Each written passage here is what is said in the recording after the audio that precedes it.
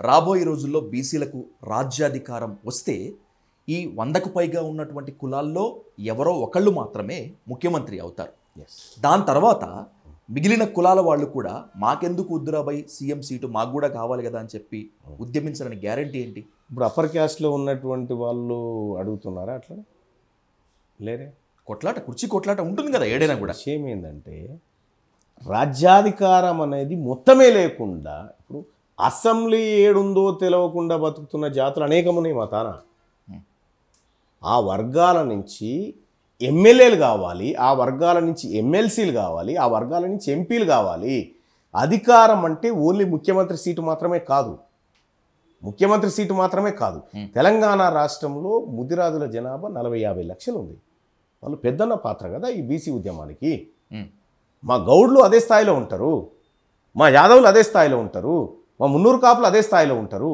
వీళ్ళందరూ కూడా ఈ కింది వర్గాల ఎంబీసీ కులాల సంక్షేమాన్ని, వాళ్ళ రాజకీయ అవసరాలను తీర్చే విధంగానే రాజకీయాలు చేయాలి.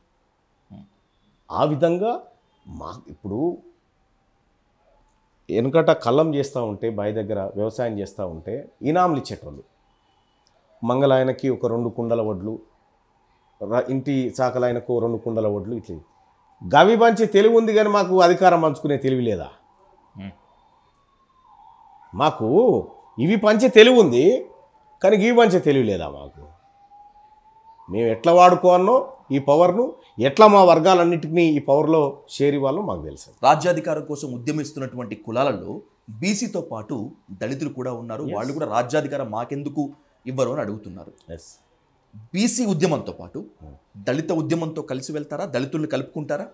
వాళ్ళెవరు, మంది ఎందుకు అవుతుంది? మా సోదర కులాలులే కదా, మా సోదర కులాలులే. సపోజ్ తెలంగాణ రాష్ట్రంలో లంబాడీస్ ఉన్నారు, మహారాష్ట్రలో వాళ్ళు బీసీ. మహారాష్ట్రలో ఉన్న బీసీ కోసం ఈ బిడ్డ కూడా పోరాటం చేయాల్సిందే. ఇక్కడ ఎస్సీ కులాల్లో ఉన్నటువంటి కొంతమంది వేరే చోట బీసీలలో ఉన్నారు. ఇది బీసీల ఉద్యమం అనేది బీసీలది మాత్రమే కాదు, ఇది ఎస్సీ ఎస్టీ మైనారిటీ అగ్రవర్ణాల్లో ఉన్న పేదల ఉద్యమం కూడా. ఇది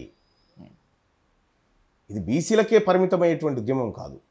ఇది పవర్ను, సంపదను, ఆస్తులను సమానంగా పంచుకొని తిందాము, ఎవరు ఎక్కువ ఎవరు తక్కువ కాకుండా సమానంగా పంచుకొని సమానంగా తిందాము అనేటువంటి ఒక గొప్ప ఉద్యమం.